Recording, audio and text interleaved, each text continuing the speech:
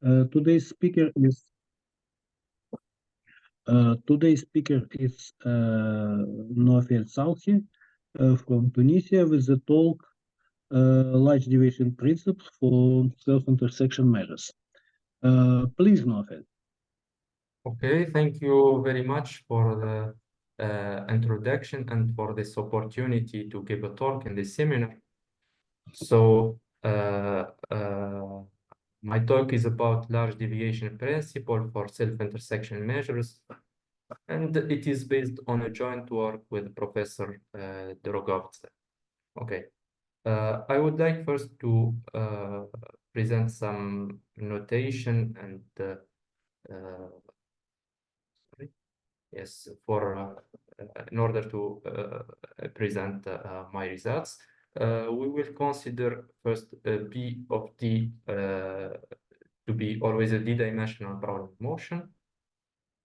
Let me recall that the E2-Wiener expansion of a random variable which belongs to the L2 space and it is measurable with respect to the Brownian sigma field is a representation in the form of an L2 convergent series of multiple E2 stochastic integrals.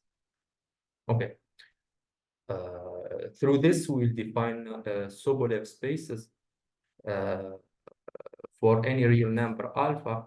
The Sobolev space D2 alpha is defined as the completion of the following space, which contains square integrable random variable, which are measurable with respect to the Wiener process, and which have a finite number of terms in their E2 expansion. And the completion is made with respect to the following norm, which is some modification of the usual L2 norm. We can check that for positive alpha less than beta, we have the inclusion of T2 beta and T2 alpha, and that our L2 space is nothing else than D2 0. For negative indices alpha, we have bigger spaces than the usual L2 space.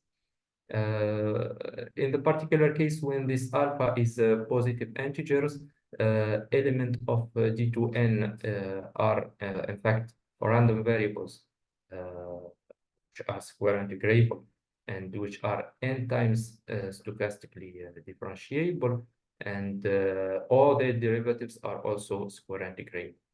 From that point, we can see that this alpha stands for a differentiability index, and this 2 stands for an integrability index. We can also define D2 plus or minus infinity in the following way. And this D2 plus infinity will play the role of a space of test function, and D2 minus infinity will be the space of a generalized Wiener function. These are also D2 minus infinity is a dual space of D2 plus infinity, as well as D2 minus alpha is the dual space of D2 alpha. Okay. I will recall some results that I presented maybe in previous talk. First, so we fix the dimension D to be greater or equal than 4, and we fix a vector U from RD.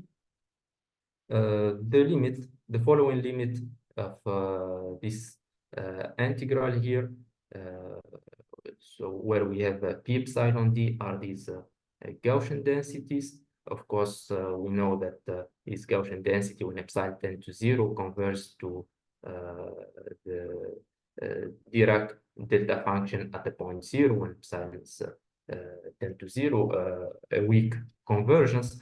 And so this limit can be simply denoted by the integral over all T1 less than T2 of the Dirac delta measure at the point U of B T2 minus T1, BT1.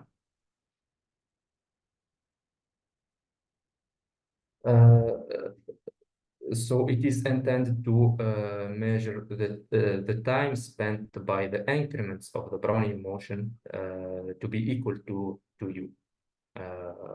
It happens that this limit only can survive in the spaces D2 gamma for gamma less strictly smaller than 4 minus T over 2. Of course, now this is due to this condition, this is less or equal than 0, and this gamma is negative index. So we have, as a result, a generalized Wiener function. Okay.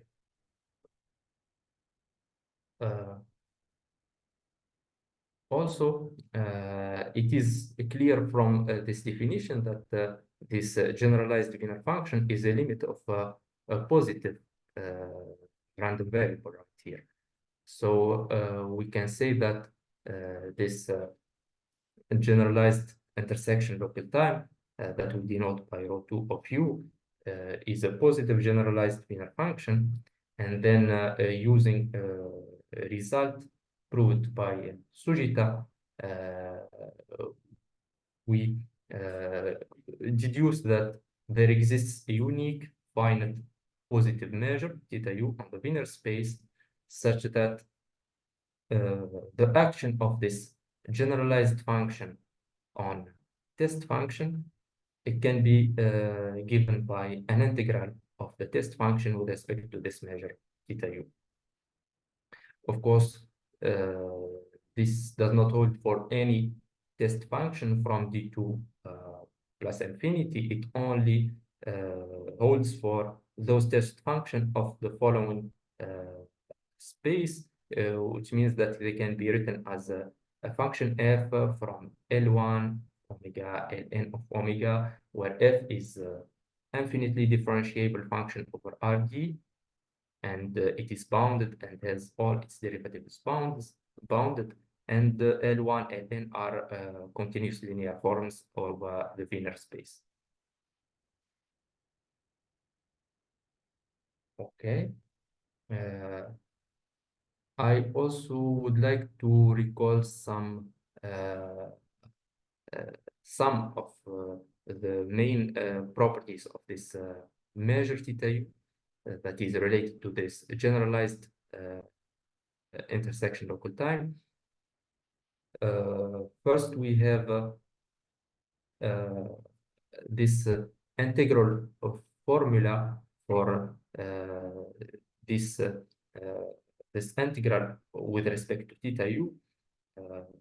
For this kind of test function, we can show that this integral is nothing else than the integral over t1 less than t2, and we have here a conditional expectation of the test function f with respect to bt2 minus bt1 evaluated at u and integrated with respect to this density of bt2 minus bt1. Okay. Also, we recall that this measure theta u is supported by the set of trajectories from the Wiener space, where for which we can find an increment equal to u. Okay. Okay. My aim in this talk is to try to prove some large deviation principle, some results related to large deviation principle for this measure theta. Let me recall what I mean by large deviation principle. If we have a family of probability measures, some topological space equipped with its Boris sigma field, then we would say that it satisfies a large deviation principle with a rate function I. The rate function is simply a lower semi-continuous function, which is positive. We say that it is good if it has if its compact level sets are compact. So the large deviation principle holds when we have this kind of limits, upper bound for this lim sup here, and here we have a lower bound for the limit amp of epsilon logarithm mu epsilon of A for any Borel subset A. And this statement here is some way to have asymptotics of mu epsilon of A of any set A when epsilon tends to 0 in the form of an exponential form of the type minus epsilon I. So roughly speaking, we would like to have such kind of asymptotics. Okay, the same statement can be written in different way. For any closed set A, we prove that this limit sup is less or equal than the infimum of the rate function for A, and for any open set, we prove that the limit amp is greater or equal than the infimum of the rate function over A. Okay.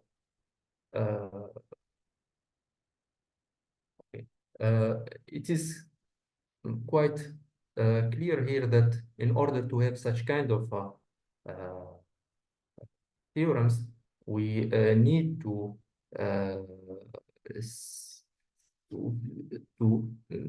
try to compute the measure of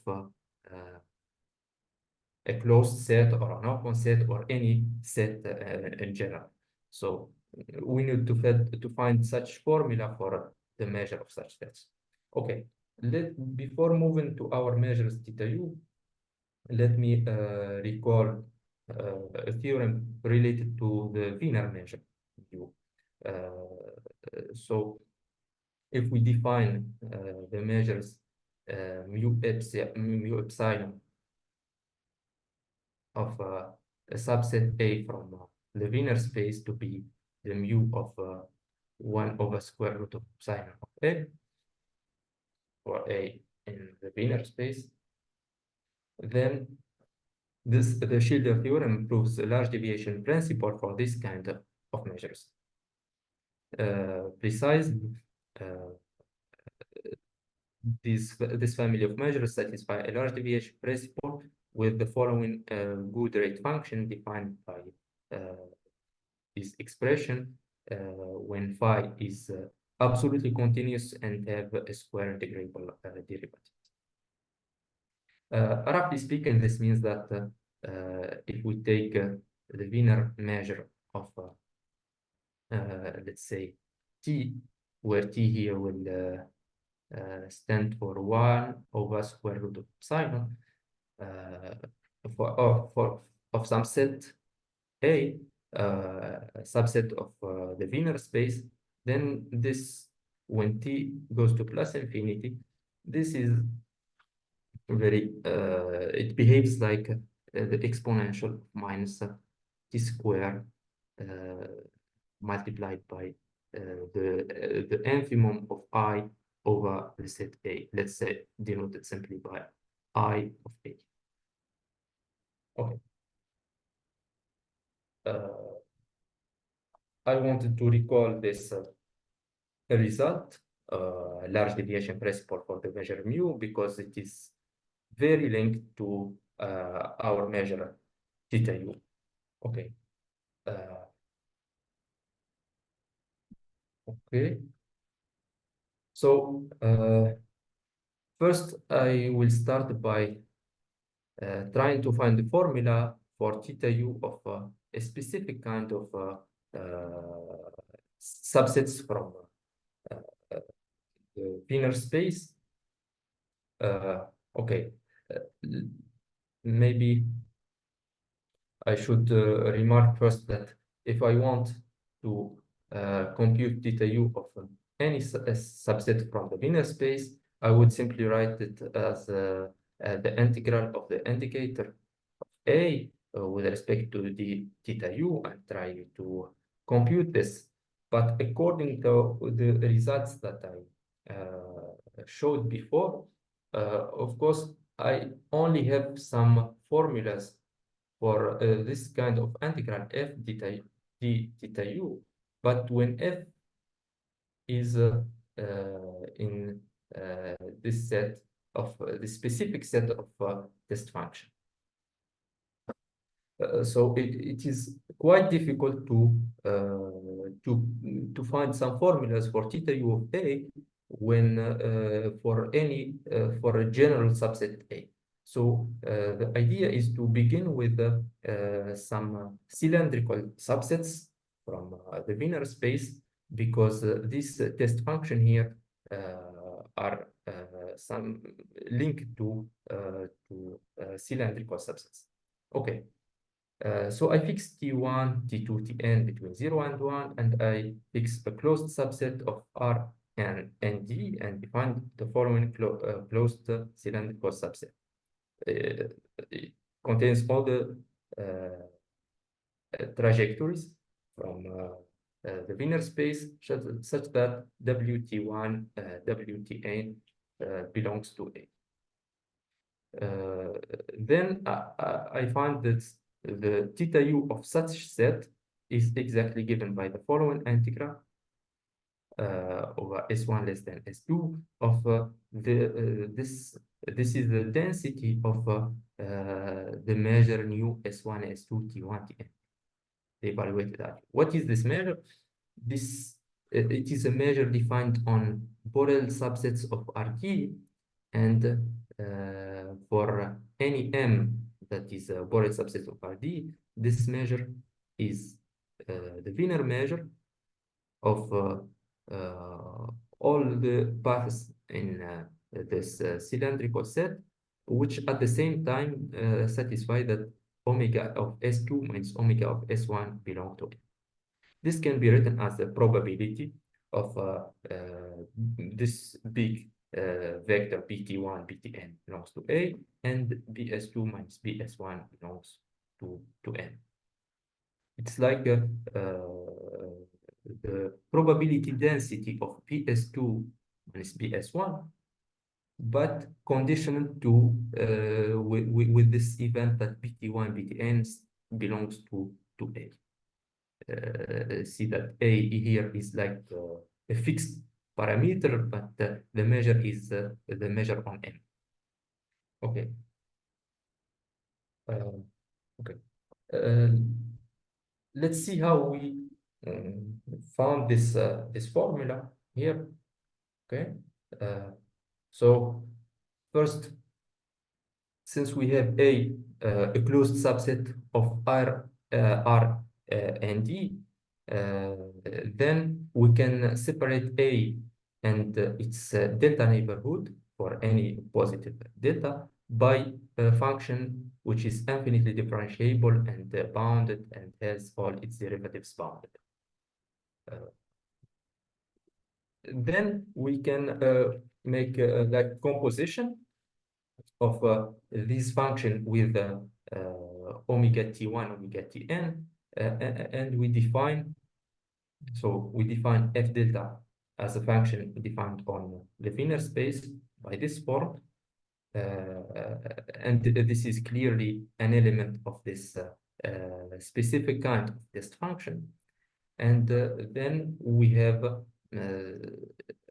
by composing also this indicator function of A with Wt1, Wtn, and also this indicator function will have the following, that f delta separates the cylindrical set Ct1 Tn A and the cylindrical set Ct1 Tn A delta. And of course, when delta tends to 0, this indicator function will converge to the indicator function of CT1, Tn, A. And so this family of test function from this space converges pointwise to this indicator function of this cylindrical set. Okay, now using dominated convergence theorem, of course, we have that theta u of this set is the integral of this indicator, and now the indicator is a limit of such a family of test function. So we use the dominated convergence theorem, and we have this limit, and then we apply our formula for this kind of integrals for f delta. So we have here the conditional expectation of the f delta with respect to bt. Sorry, here it is bs2 minus bs1 equal to u. bs2 minus s1. This is the formula that we have for such kind of integrals.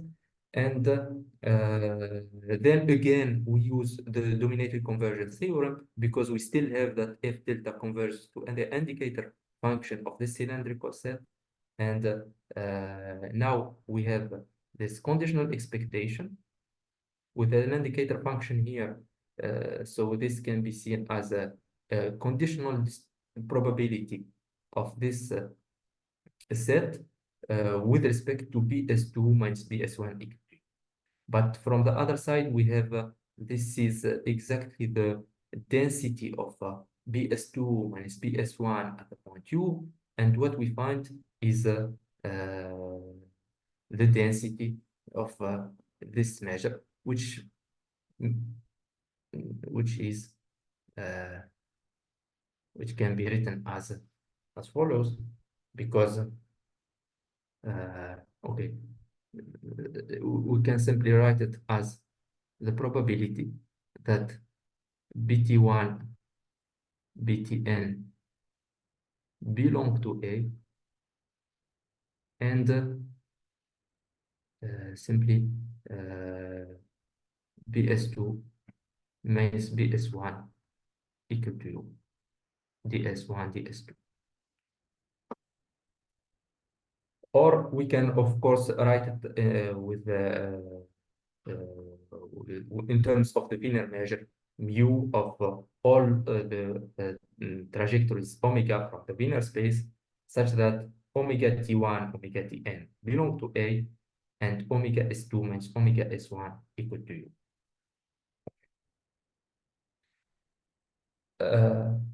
Now we have, sorry to come back. Now that we have this this formula for this cylindrical sets, we will try to generalize for more general subsets of the Wiener space, but still somehow of the same form. Okay, so here, instead of considering T1, T2, Tn as element from 0, 1, we consider any closed subset of 0, 1, and A to be any closed subset of R. And then we consider the following, let's say, generalized cylindrical set. It is the set of all the trajectories from the Wiener space, such that the trajectories stay in A during the time set capital T. For S1, S2, we define again a similar measure as in the previous case. It's still a measure on the Borel subsets of Rd, defined by the following expression. So the measure of M is the Wiener measure of all those trajectories which stay in A during the time set capital T, and that such that the omega of S2 minus omega of S1 belongs to M, which can be also written that the probability of BT in A during the time set capital T and BS2 minus BS1. It is the probability distribution of BS2 minus BS1, but conditioned to stay in A during the time set capital T. Again, we find that a similar formula. We take the density of this measure with respect to the Lebesgue measure, and we have that theta u of this generalized, let's say, cylindrical set is given by the following integral again, which can be maybe written as the integral of S1 less than S2, and here from this description of this measure, we can write that the density is the Wiener measure of C, this CTA, but with the condition also that the paths are in the following set, which means that omega of S2 minus omega of S1 is equal to U. So I denote it by this one. Okay. Okay. And this is an important representation, since we have that theta u of this kind of sets is the integral of the Wiener measure of these sets right here. And if we want to have some asymptotics, so we would start by having some asymptotics inside for related to the Wiener measure inside the integral, and then deduce some asymptotics related to the measure theta. Okay, but from this representation, before I go to the first result related to large deviation, I would have make some remark. It is clear that if the measure mu of this kind of sets is 0, then of course theta u of this set is 0. It is clear from here that if this set has the Wiener measure 0, then of course theta u, the whole integral will be 0. But this should not be misleading. Should not tell us that theta u is absolutely continuous with respect to the Wiener measure. That's not true, but maybe a closer result. Sorry.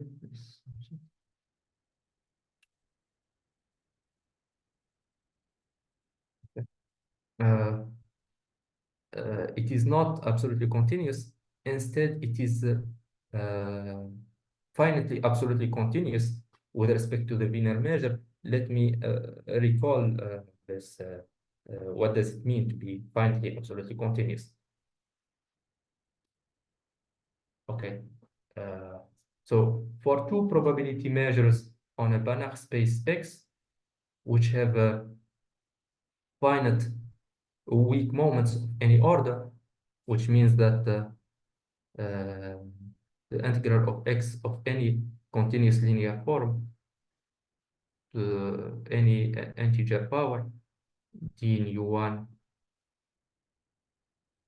the same for nu2. We say that nu1 now is finitely absolutely continuous with respect to nu2 if for any integer n we can find a constant for which we have always this inequality for any polynomial p of n variables with degree at most n, and any n continuous linear forms on x. So we have from one side we have the integral of the polynomial p from L1 Ln, but integrated with respect to nu1, and from the other side we have the integral of the same polynomial but to the power 2, and then the whole integral to the square root.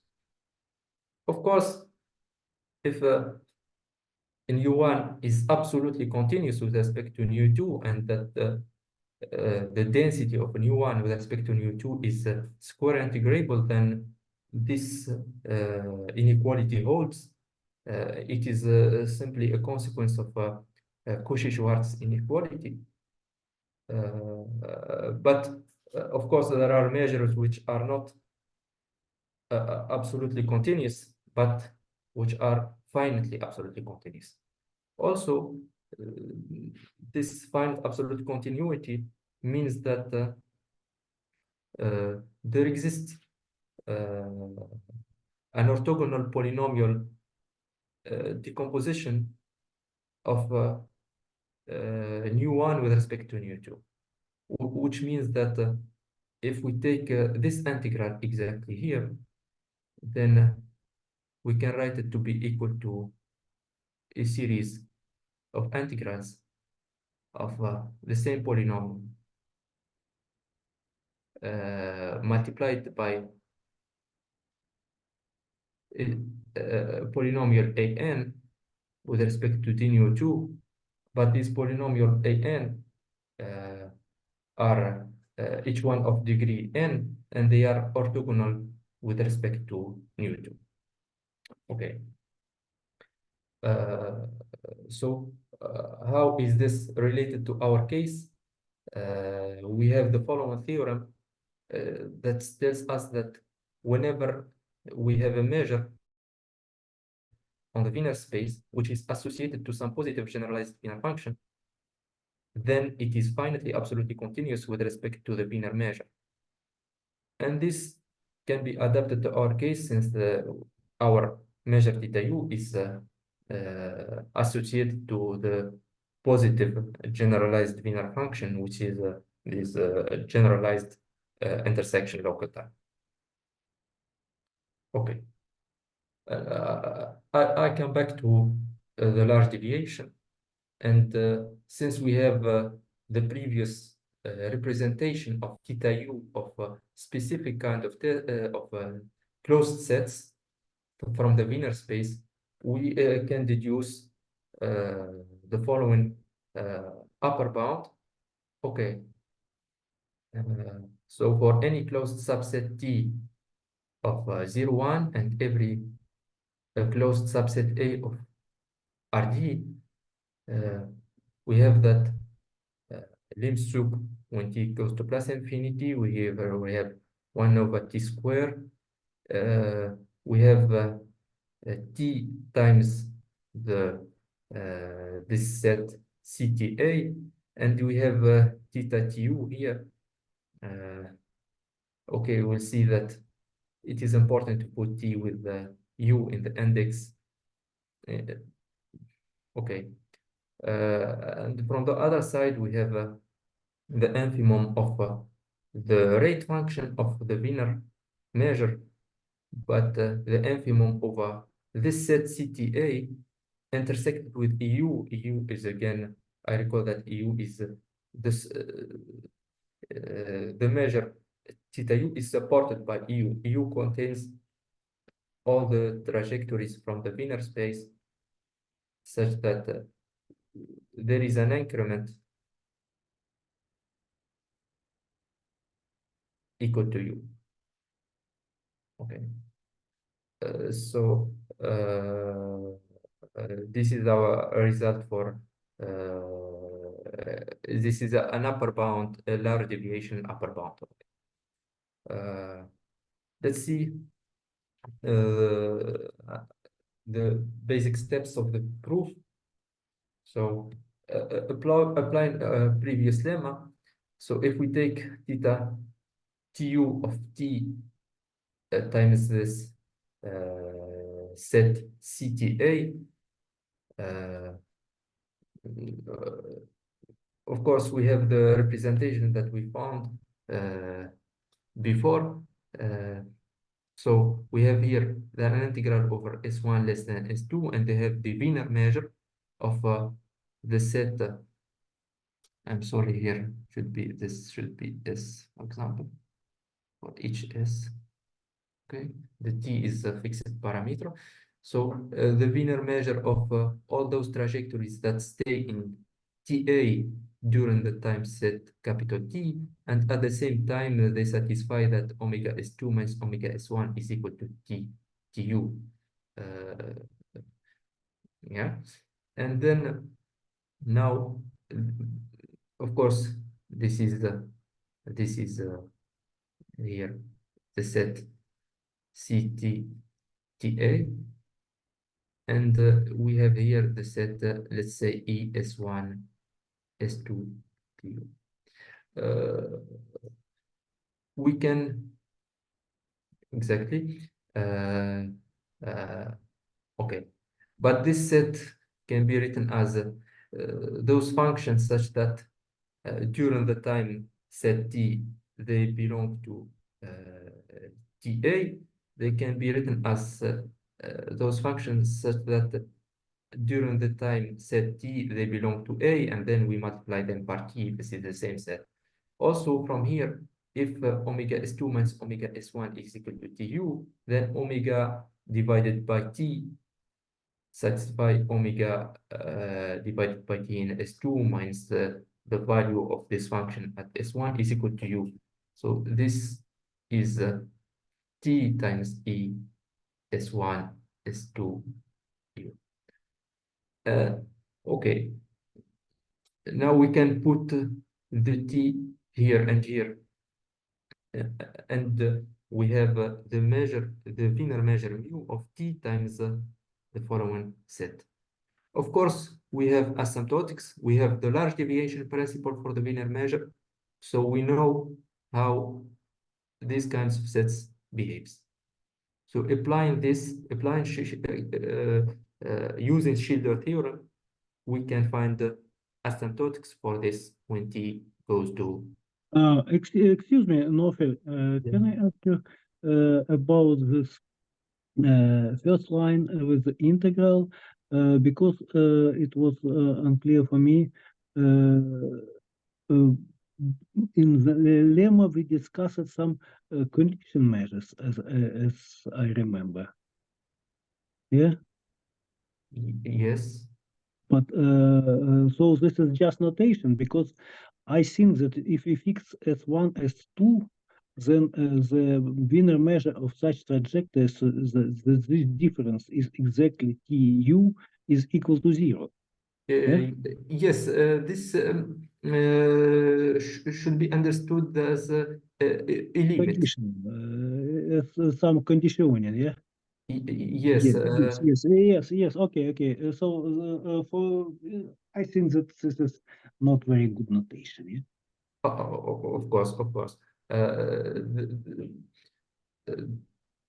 The good notation is with the density of the measure that I stated in the lemmas. Exactly. Yes. Okay. So this is just idea that we can apply as a large deviation principle, because if we see this just this formula, we have 0, 0, 0. Yeah. Yes, but yes, you're correct. So it is just idea how we can proceed, but then instead of taking TU, we take a small ball here. Yeah, I understand. So we just get the conditional Gaussian distribution like Brownian bridge, and then for Brownian bridge, for any Gaussian distribution, we have the large division principle, and moreover, for Brownian bridge, we can get it from Wiener process exactly using the, for example, contraction principle, and get the answer which you proposed. Yeah. Okay. Thanks. So exactly as you mentioned. So now applying the asymptotics that we have for the Wiener measure from Schilder large deviation result, we can find asymptotics for this and derive that theta u of T times this set. Okay, here we will have that it is less or equal than this exponent minus t squared, the infimum of this, and letting this r tends to 0, we exactly obtain the result that we want. So we find that the William soup of this will be less or equal than the infimum of the rate function of the Wiener measure, but on CTA intersect with the set we have here. Okay. Okay. Of course. Okay.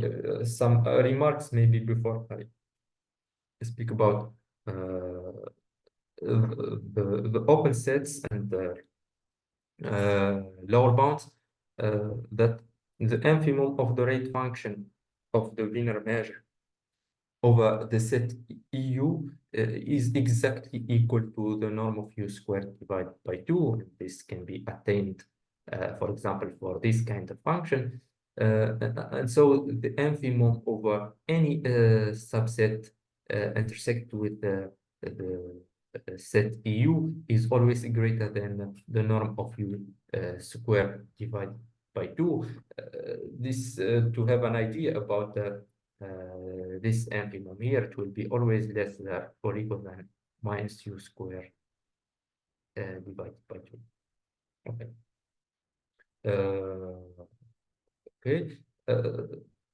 Now, for in the case of open sets A, the problem is that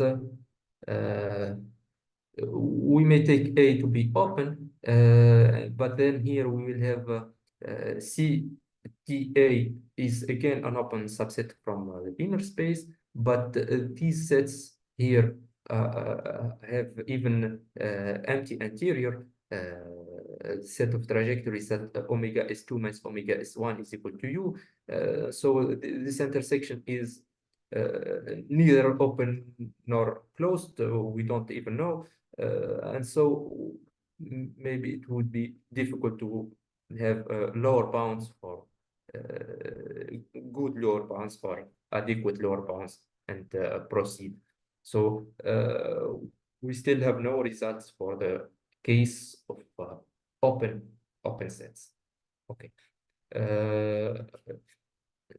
Also, I would say something about this rate function that we obtained.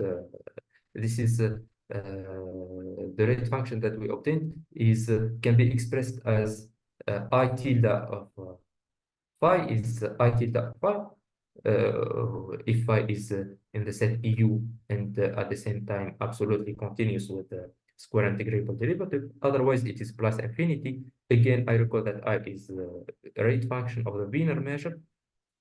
And so from this, it follows that I tilde is also a good rate function. Okay. Since I said that for open sets, we still have a problem to prove the lower bounds, and we only proved the upper bounds for these kind of cylindrical sets. These results can be compared with the results of Vasily Kuznetsov about large deviation for the winding angle of planar Brownian motion, where he proved the weak large deviation principle, but he proved upper bounds for specific kind of sets, but not for any closed set. Let me recall that first, what is the winding angle? For any continuous function from 0, 1 in R2, that starts from the time from a time 0 from the point 1, 0 and never hits the origin. Of course, if f of t is here at time t, then this is this angle is the winding angle of this function f of t. So we construct a whole new function from 0, 1 to r, but we can have a continuous version of this winding angle of f around the origin. And then we consider the planar Brownian motion that starts from the point 1, 0, and define the new process w epsilon t to be w of epsilon t, and denote by phi epsilon the winding angle of this trajectories of this new process. So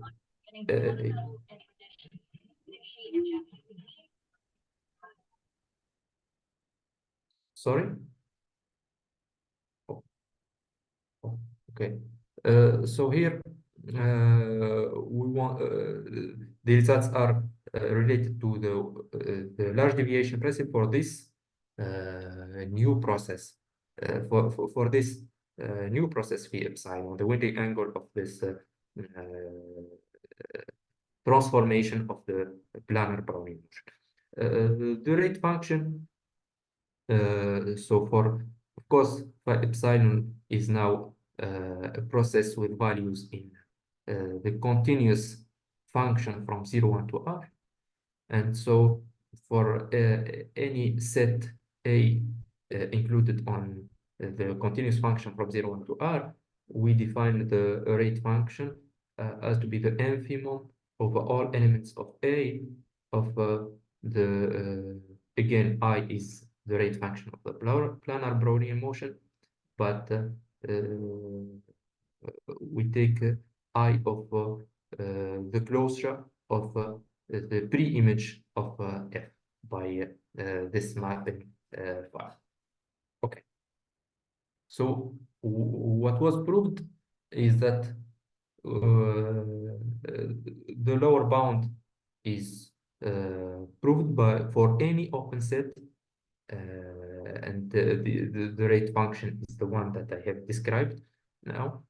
And also there is this upper bound for any compact set K, but not for any closed set. The result was proved for closed cylindrical sets of the form CT1 TNA. All the continuous functions such that ft1, ftn belong to A, where A is closed subset of Rn. We have again this upper bound with the same rate function, but he also proved as another point that the large deviation principle, this upper bound does not hold for general closed subset of a C01 to R. So I thought about presenting this result because it is comparable to ours. We still have this kind of upper bounds, but okay, we still don't know if it still holds for general closed sets or not. Does it still hold for open sets? We still trying to check these results. Okay. Next, we want to see what we can do when in the case of multiple intersection local times. So instead of considering one increment, BT1, BT2 minus BT1, what happens when we consider many increments and many vectors from RT? So to check the results for this new generalized function, first we have to prove all the results that we have proved for one increment, but in this new case really. So we begin by considering the limit for one increment. So for fixed S and T, what can we say about the limit of P epsilon D of P BT minus BS minus U, which can be simply denoted by the delta U of BT minus BS. To what Sobolev space does it belong? And then we will move to see the product of such kind of generalized function, and then see to what Sobolev space do that product belong. So first, we prove that this limit here is a generalized Wiener function that belongs to any Sobolev space D2 gamma with a gamma strictly smaller than minus D over 2. Moreover, we have the following upper bound for the norm in the space D2 gamma of this generalized Wiener function. The proof of this is based on an E2 Wiener expansion, this delta U of Pt minus Bs. And this E2 Wiener expansion is given in the paper by Inkeller, Perez, Abreu, and Reeves. And then we simply do some estimates related to Hermite polynomials, and we obtain that we can check that the norm of in D2 gamma of delta U Pt minus Bs is finite only when gamma is smaller than minus D over 2. Okay, next we will see what about the products now. What about the products of such generalized Wiener function? For this, we will need the following result about the product. Okay, about the weak product of two generalized Wiener functions. Each one in the first in D2 gamma 1, the second in D2 gamma 2, gamma 1 and gamma 2 are negative indices. But we need also some other condition to in order to construct that such a weak product and do this try to compute these norms here. So we consider two subspaces, H1, H2 of the Hilbert space of square integrable function from 0 to Rd, and we suppose that they are orthogonal. We associate to each one of them the following sigma field, which basically it contains all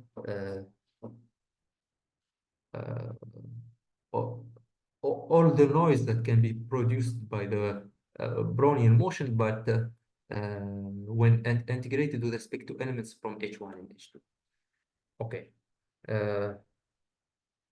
So we prove that the weak product is again a generalized Wiener function, and it belongs to the space D2 gamma 1 plus gamma 2, and we have this inequality of between the norms. Okay.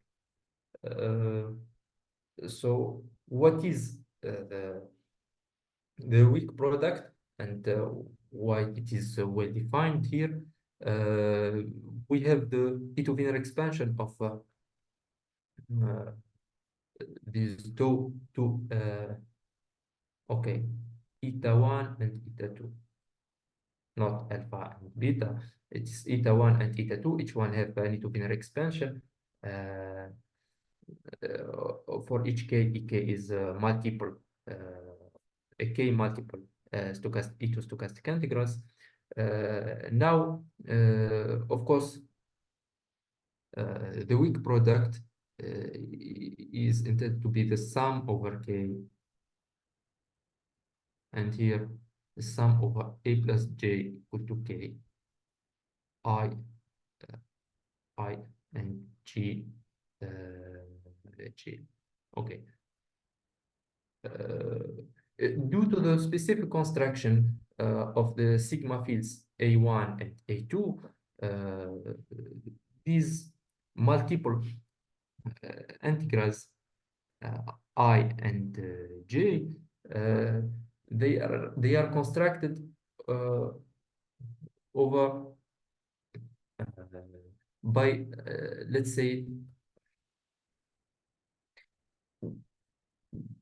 different or orthogonal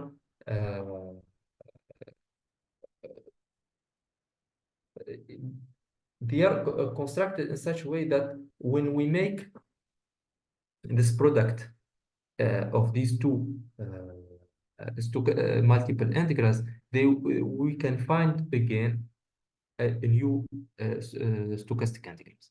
So this product here can be written as a new integral, but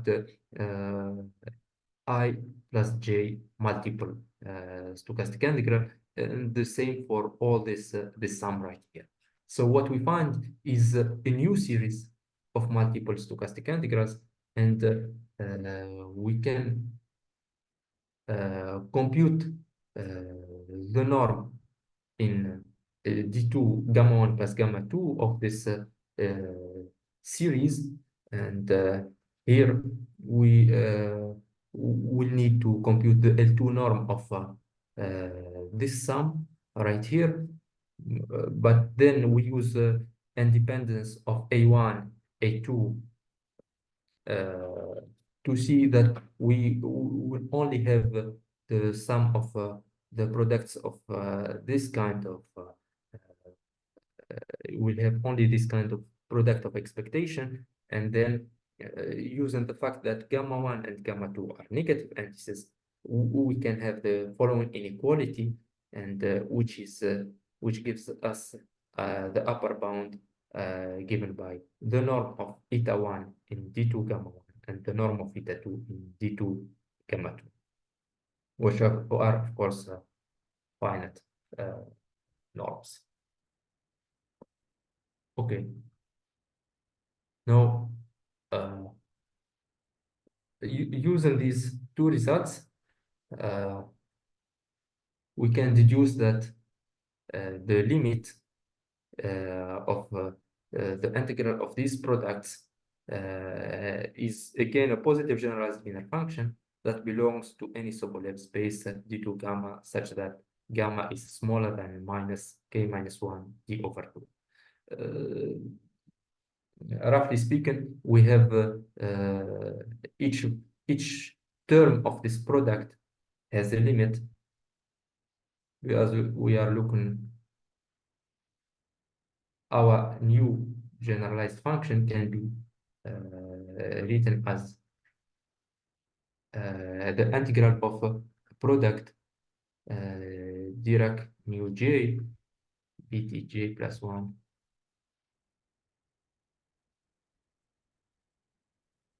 and then integrated with respect to u1 tk, and here we have a product from j from 1 to k minus 1. So we have we know that each one of these belongs to d2 gamma, and that gamma is less than minus d over 2.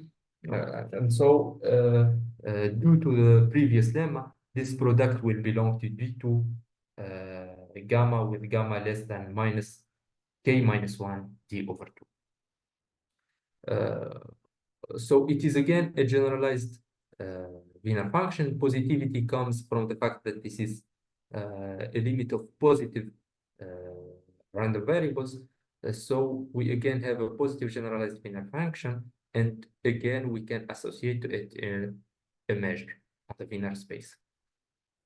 So there exists a unique finite positive measure on the Wiener space such that we have that the action of our new multiple generalized Wiener function on this test function is given by an integral, but again the test function should belong to this specific kind of test function. Moreover, we can derive the following formula. So this integral here is can be written as the integral over T1 less than T2 less than Tk of the conditional expectation of f with respect to Bt2 minus Bt1 and so on, all the increments. And then this conditional expectation evaluated at U1, U2, Uk minus 1, and multiplied by this transition density of related to these increments. Okay. We still also can say something that is comparable to what we have for one single increment. This measure theta U1 UK minus 1 is supported by the set that we denote now EU1 UK minus 1. All the trajectories that have for which there exists T1, T2, Tk, such that these increments are equal to respectively to U1, U2, UK minus 1. Okay. Again, we prove a similar upper bound, a large deviation upper bound, if we consider any closed subset of 0, 1 and any closed subset of RT. We can define such kind of, again, the same kind of sets here, all the trajectory which is stay in A during the time set capital T. Then we have, again, exactly a similar upper bound for this limit soup. And here we have, again, the infimum of the rate function associated to the Wiener measure over this set CTA intersected with the support that I have described just a moment before. Okay.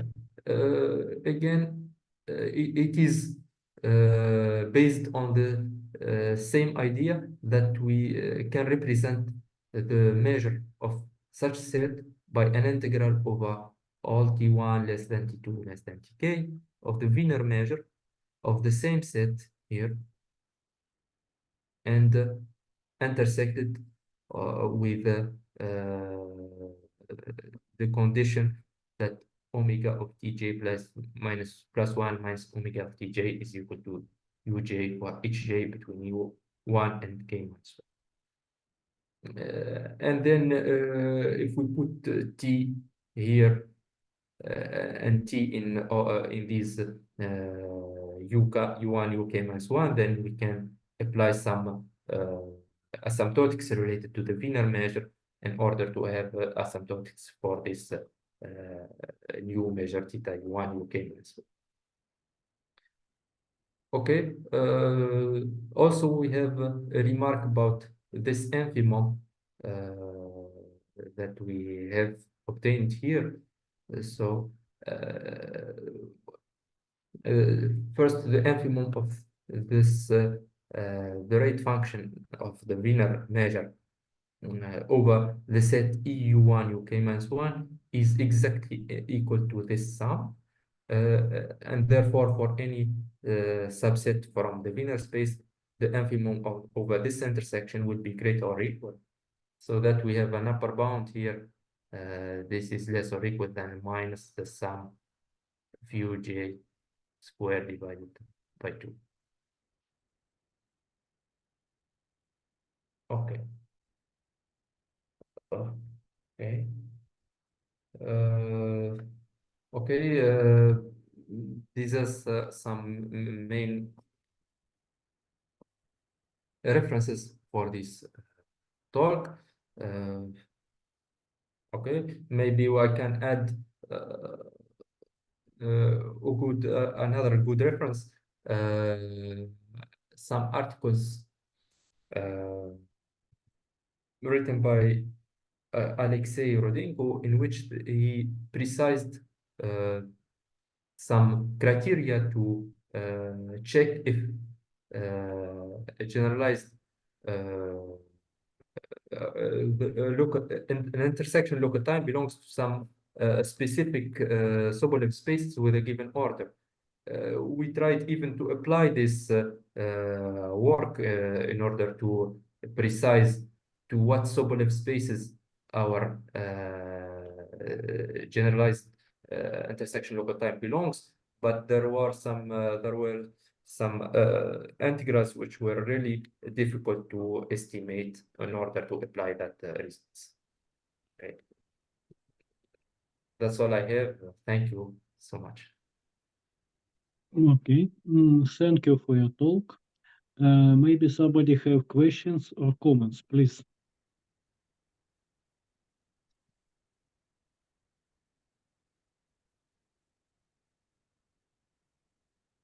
Okay, let me say that this problem is included in more general question related to the following situation. We know that positive generalized functionals, when they are belonging to some set like D in minus something, as we have seen in the talk, then they are concentrated on the subsets in the Wiener space which have positive capacity. And then one can think that they are obtained more or less like conditional distributions of Wiener measure on this set. We have seen the trace of this in the talk. This positive generalized functional theta u or theta u1 un can be thought as some conditional distribution of the Wiener measure, but we have to be very careful when use the procedure of this conditioning. For fixed S1 and S2, this conditioning is very simple and based on the just Gaussian correlation theorem, and we get the answer actually using this way, because then we can construct the general our general case using some estimations and so on. But if we have arbitrary positive generalized positive functional, it is not clear how to apply this construction. We have some subset in Wiener space, and it is difficult to give the good procedure to define the conditional Gaussian Wiener distribution on this subset. It is related to the work which Vitaly Konorovsky presented maybe last year about the distribution of Aratiev law as a distribution of as the conditional of Wiener measure when we have some meetings of trajectories. So this is the main problem. This is the main problem, and I hope that this is the first step in large deviation principle for measures which are finitely absolutely continuous with respect to Wiener measure. That's all what I wanted to comment now. And if there are no any other questions or comments, then we will finish our work for today's session and ask Georgi who will be the next speaker. The next speaker will be Alexander Ivanov. Okay. Okay, so see you next week. Bye. Okay, Thank bye. you. Bye. It was a nice presentation. Goodbye. Bye.